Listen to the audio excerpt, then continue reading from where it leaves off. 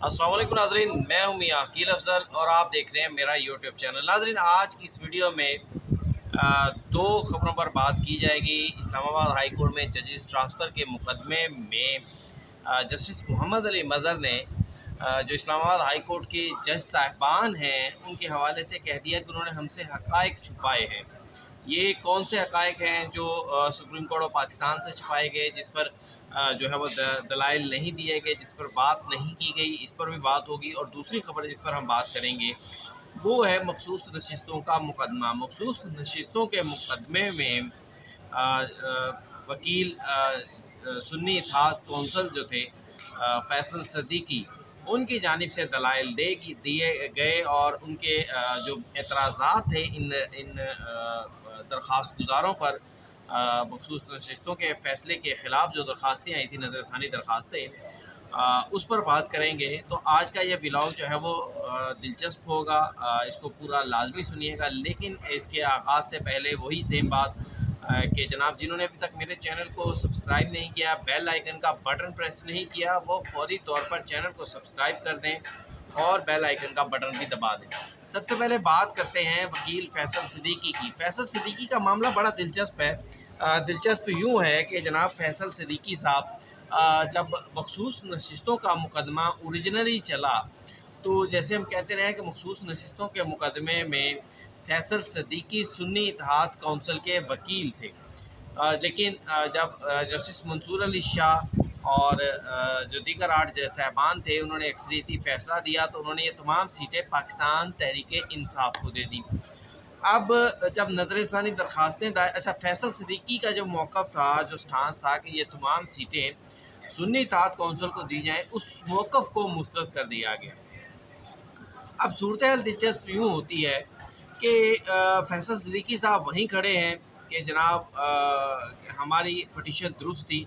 लेकिन दूसरी जानिब आज जब फैसल सिद्दीकी ने दलाइल का आगाज़ किया, तो आगाज़ पर ही उनसे जस्टिस मंदोखेल ने सवाल किया। उन्होंने कहा कि भाई फैसल सिद्दीकी साहब, मुझे ये बता दें कि आप इस मुकदमे में जो है वो सुन्नी इत्तेहाद कौंसिल को रिप्रेजेंट कर रहे हैं या आप इस मुकदमे में पाकिस्तान तहरीक इंसाफ को रिप्रेजेंट कर रहे हैं।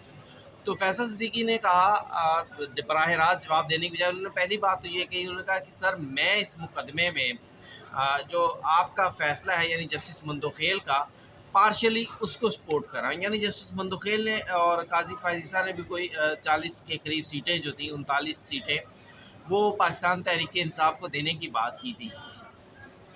फिर उसके बाद फैसल सिद्दीकी ने कहा कि जो है उनके मुताबिक वो बुनियादी तौर पर इस मुकदमे में को हारे हैं, लेकिन हार कर भी उनकी जीत हुई है।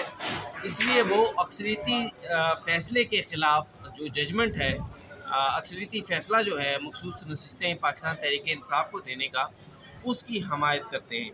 जस्टिस अमीनुद्दीन ख़ान ने कहा, उन्होंने कहा कि ये सारे का सारा मामला जो है जिस पर आप बात कर रहे हैं, एक तासुर ये था कि फ़ैसला सुन्नी इत्तेहाद कौंसिल के ख़िलाफ़ आया है, तो शायद आप अपनी पटिशन को सपोर्ट करेंगे और जो दीगर फ़ैसले हैं जिसमें जस्टिस जो है मंदोखेल के, जस्टिस नईम अख्तर अफ़गान, जस्टिस अमीनुद्दीन ख़ान के फ़ैसले, शायद या आफरीदी, शायद आप उन फ़ैसलों के हक़ में बात करेंगे। लेकिन इस फ़ैसले में तो आपको बिल्कुल जो है कह दिया गया।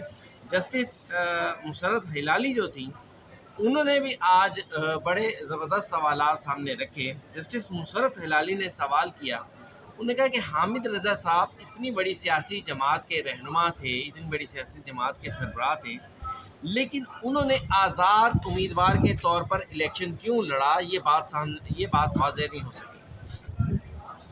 अब इस पर जब वकील फैसल सिद्दीकी से फौरी तौर पर जवाब नहीं बना, तो उन्होंने कहा कि जनाब बात यह है कि मैं पहले अपने केस की फैक्ट्स अदालत के सामने रखूँगा और फिर वो चीज़ें जो है वो आपके सवालात के जवाब भी दूँगा। फिर फैसल सिद्दीकी ने अक्सरियती जो जस्टिस मंसूर अली शाह का फ़ैसला था, उसके पैराग्राफ्स पढ़ने शुरू कर दिए कि पाकिस्तान तहरीक इंसाफ के साथ ये जुल्म हुआ, पाकिस्तान तहरीक इंसाफ के साथ ये ज़्यादती हुई, पाकिस्तान तहरीक इंसाफ के साथ ये किया गया, वो किया गया, बल्ला ले लिया, फलाना काम कर लिया, जो بھی اس وقت کی باتیں جو لوگ کرتے ہیں آپ نے سنی بھی ہوئی ہوں گی.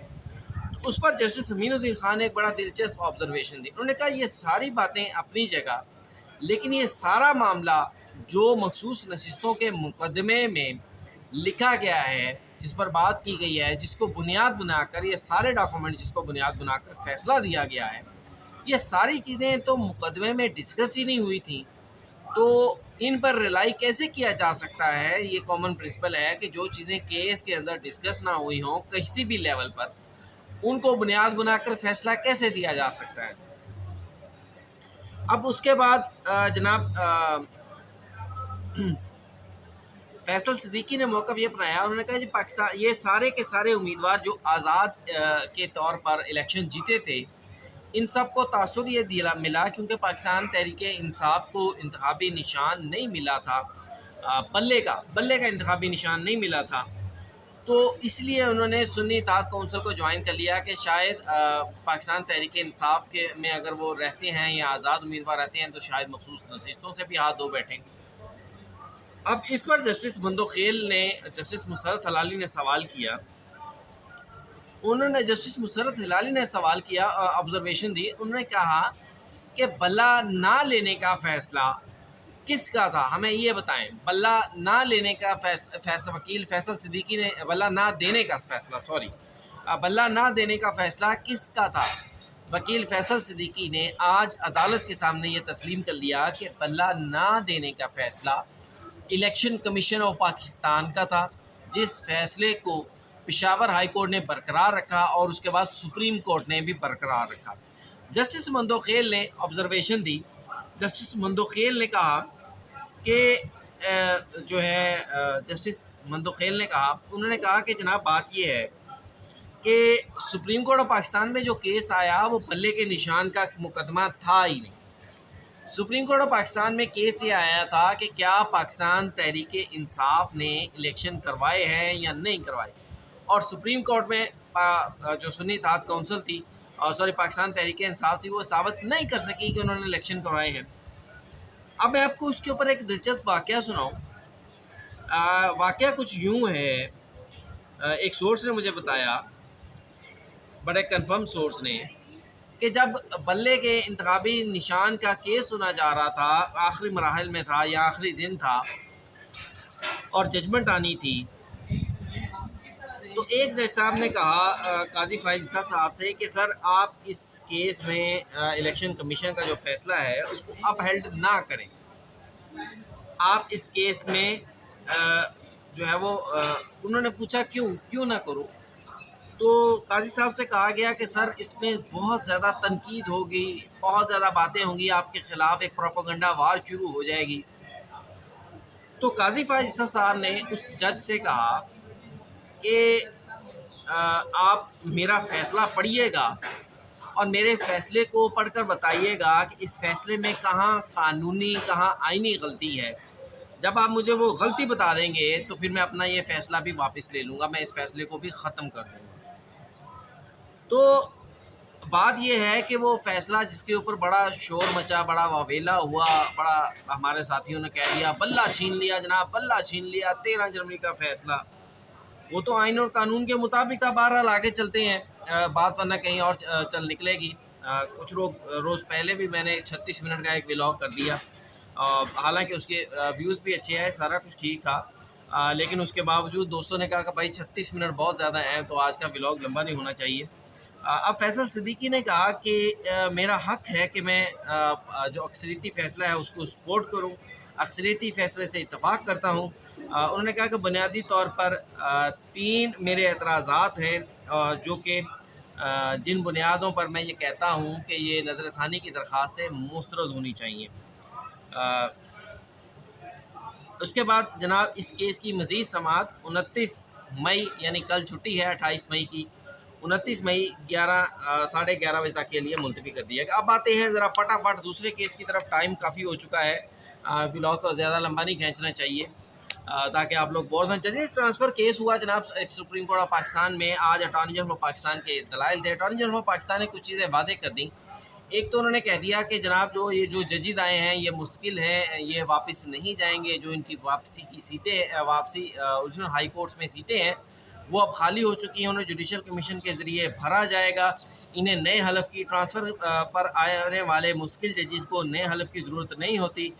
جج شکیل احمد نے سوال کیا جس پر آج ہمارے دوستوں نے بڑی تالیاں ماری، دوست آپ سمجھتے ہیں جو پاکستان تحریک انصاف کے موقف کو سپورٹ کرتے ہیں۔ انہوں نے کہا کہ جناب سیکرٹری لا نے ٹرانسفرنگ ججز کے حلف اٹھانے کی وضاحت کیوں دی، یہ جو آخری سمری بھیجی گئی تھی نا چیف جسٹس آف پاکستان کو، اس کی بات کر رہے ہیں۔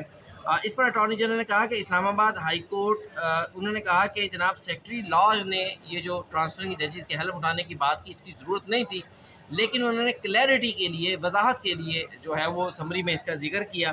پھر اٹارنی جنرل نے کہا کہ اسلام آباد ہائی کورٹ کے ججز کی سینیورٹی کا تعین جو تھا وہ چیف جسٹس اسلام آباد ہائی کورٹ نے کیا تھا، جن کے پاس مکمل اختیار تھا۔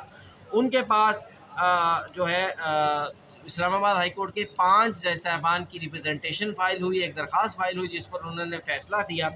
اس پر جسٹس جو تھے محمد علی مظہر، انہوں نے کہا کہ جناب یہ ساری باتیں ہمیں ان جج صاحبان یا درخواست گزار جج صاحبان کے وکلاء نے تو نہیں بتائیں، ہم سے حقائق جو ہے وہ چھپائے گئے، یہ ریپرزنٹیشن کے معاملے پر کسی نے کوئی ذکر نہیں کیا، نہ اس ریپرزنٹیشن کو پڑھ کر سنایا گیا۔ اٹارنی جنرل آف پاکستان نے مزید کہا کہ 4 ہائی کورٹ کے چیف جسٹس صاحبان اس میں ملوث ہیں، 5ویں سپریم کورٹ آف پاکستان کے چیف جسٹس ہیں، اور یہ رجسٹرار جو ہے وہ بھی اس میں شامل ہیں۔ تو ایسا تاثر دینا کہ اس میں ایگزیکٹو کے پاس اختیار ہے تو یہ غلط ہے۔ اس میں اب میں آپ کو بڑا واضح طور پر بتا دوں، دیکھیں 4 ہائی کورٹ کے چیف جسٹس صاحبان، سپریم کورٹ آف پاکستان کے جج صاحبان اور وہ جج صاحبان جو کہ ٹرانسفر ہوئے ہیں، اگر ان میں سے کوئی ایک بھی انکار کر دیتا تو یہ ٹرانسفرز ممکن نہ ہوتے۔ اسلام آباد ہائی کورٹ کے چیف جسٹس کہتے بھائی مجھے نہیں چاہیے، لاہور ہائی کورٹ کے جج کہتے میں نہیں دیتا، بلوچستان ہائی کورٹ کے جج کہتے میں نہیں کرتا، سندھ ہائی کورٹ کے جج کہتے تو ٹرانسفر ختم ہو جاتے، چیف جسٹس آف پاکستان کہہ دیتے کہ میں اتفاق نہیں کرتا تو یہ ساری ٹرانسفرز ختم ہو جاتی ہیں۔ اس لیے یہ جو تاثر دیا جا رہا ہے نا ہمارے دوستوں کی جانب سے کہ جناب حکومت نے اپنا اختیار کا استعمال کیا، حکومت نے غلط استعمال کیا، وہ تاثر غلط ہے۔ اٹارنی جنرل نے کہا کہ جناب سب نے آمادگی کا اظہار کیا، سینیورٹی ایسا علم نہیں تھا، ایسا معاملہ نہیں تھا کہ اس کو چیف جسٹس آف پاکستان کے نالج میں فوری طور پر لانا ضروری تھا۔ ٹرانسفر ہو کر آنے والے ججز کی سینیورٹی کا تعین جو ہے وہ چیف جسٹس متعلقہ ہائی کورٹ نے ہی کرنا تھا۔ پھر انہوں نے جسٹس شکیل احمد نے کہا کہ ججز کی ٹرانسفر جو ہوتی ہے وہ عوامی مفاد میں کی جاتی ہے۔ اٹارنی جنرل نے کہا کہ یہ تبادلے جو تھے یہ مستقل بنیادوں پر کیے گئے ہیں، اور مستقل بنیادوں پر کیے جانے والے تبادلے جو ہوتے ہیں اس میں جج کو کوئی بھی قسم کے الاؤنسز نہیں ملتے۔ اب اس کے بعد جسٹس نعیم اختر افغان نے آبزرویشن دی، انہوں نے کہا کہ 17 جنوری 2025 اور 10 فروری 2025 کو جو جوڈیشل کمیشن کے اجلاس ہوئے تھے ان کے منٹس دیے جائیں۔ کیا جسٹس سرفراز ڈوگر کا نام ان 3 جج صاحبان میں شامل تھا جنہیں سپریم کورٹ لانے کے لیے غور کیا گیا؟ تو اس پر اٹارنی جنرل نے کہا بالکل شامل تھا ان کا نام اس فہرست میں، لیکن ان کا نام زیر غور نہیں آیا۔ اب عدالت نے 17 جنوری اور 10 فروری کے جوڈیشل کمیشن اجلاس کے جو میٹنگ منٹس تھے وہ بھی اٹارنی جنرل آف پاکستان سے طلب کر لیے ہیں۔ وجہ یہ ہے کہ 17 جنوری کو بلوچستان ہائی کورٹ کے 2 ججز کی تقرریوں کا جو معاملہ تھا زیر غور آیا تھا، اور 10 فروری کو چیف جسٹس اسلام آباد ہائی کورٹ عامر فاروق کو سپریم کورٹ میں لانے کا معاملہ جو تھا وہ زیر غور لایا گیا تھا۔ دیکھتے ہیں اب ان دونوں کیسز کی سماعت 29 جنوری تک جو ہے ٹرانسفر 29 جنوری تک جو ہے وہ ملتوی کر دی گئی ہے۔ تو ناظرین یہ تھا آج کا انتہائی اہم جو سماعت احوال میں نے آپ کے ساتھ شیئر کیا، اور ساتھ ہی ایک واقعہ بھی آپ کے ساتھ شیئر کر دیا۔ آج کے لیے اتنا ہی، مجھے اجازت دیجیے، کمنٹس میں ضرور بتائیے گا کہ کیا کسی جج کو یہ چیز جو ہے وہ فیصلہ یہ دیکھ کر تبدیل کر دینا چاہیے تھا یا نہیں دینا چاہیے تھا، جیسے قاضی فائز صاحب نے کہا کہ میرا فیصلہ پڑھیں قانون کے مطابق ہے یا نہیں ہے، اور اس میں غلطی بتائیں۔ تو کیا کسی جج کو ایسے پریشر سے، سوشل میڈیا کے پریشر سے فیصلے تبدیل کرنے چاہیے یا نہیں کرنے چاہیے، یا آئین اور قانون پر کھڑا رہنا چاہیے؟ تو ناظرین یہ تھا آج کا ولاگ۔ کمنٹس میں اس حوالے سے مجھے ضرور بتائیے گا۔ چینل کو لائک، سبسکرائب اور ویڈیو کو شیئر کرنا مت بھولیے گا۔ اجازت دیجیے، اللہ حافظ۔